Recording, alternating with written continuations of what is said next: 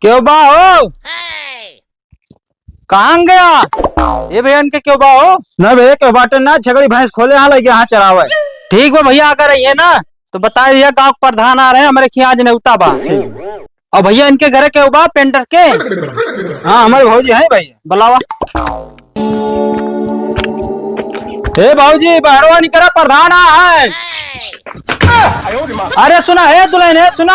हे दीदी जानो प्रधान है द्वारवा लगा तो कॉलोनी आएगी का। हाँ अरे प्रधान जी नमस्ते। अरे प्रधान जी कॉलोनी आएगी का? नहीं कॉलोनिया आउबे करे तो हर परेशान न हुआ।